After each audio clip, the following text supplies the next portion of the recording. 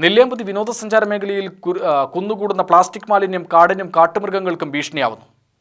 നെല്ലിയാമ്പതി കാടുകളിലൂടെ സഞ്ചരിക്കുന്നവർക്ക് കാണാനാവുന്ന സ്ഥിരം കാഴ്ചയാണ് സിംഹവാലൻ കുരങ്ങുകൾ ഉൾപ്പെടെയുള്ളവയുടെ കയ്യിലെ പ്ലാസ്റ്റിക് ബോട്ടിലുകളും കവറുകളും. പ്ലാസ്റ്റിക് മാലിന്യങ്ങളെക്കുറിച്ച് ചർച്ചകൾ നടക്കപ്പെടാറുണ്ടെങ്കിലും വേണ്ടത്ര പ്രാധാന്യം പലപ്പോഴും കൽപ്പിക്കപ്പെടുന്നില്ല എന്നതിന് തെളിവാണിത്.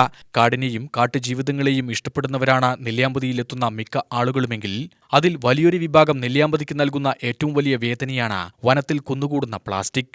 മണ്ണിന് മാത്രമല്ല, ഇത് ഭക്ഷണമാകുന്ന മിണ്ടാപ്രാണികളുടെ ജീവനും ഭീഷണിയാണ് ഇവ.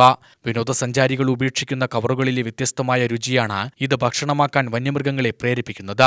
പോത്തുണ്ടി ചെക്ക് പോസ്റ്റ് കടന്ന് ചുരം കയറിപ്പോകുന്നവർക്ക് പ്ലാസ്റ്റിക് നിക്ഷേപം ഒഴിവാക്കാൻ അധികൃതർ നിർദ്ദേശം നൽകുന്നുണ്ടെങ്കിലും അത് ഫലപ്രദമാവുന്നില്ല. വനമേഖലയിൽ പ്ലാസ്റ്റിക് നിക്ഷേപിക്കാൻ പാടില്ലെന്ന മനുഷ്യന് തിരിച്ചറിയാൻ കഴിയാത്ത പക്ഷം പ്ലാസ്റ്റിക് ഭക്ഷ്യയോഗ്യമല്ലെന്ന മിണ്ടാപ്രാണികൾക്ക് എങ്ങനെ തിരിച്ചറിയാനാവും? UTV news, Palakkad.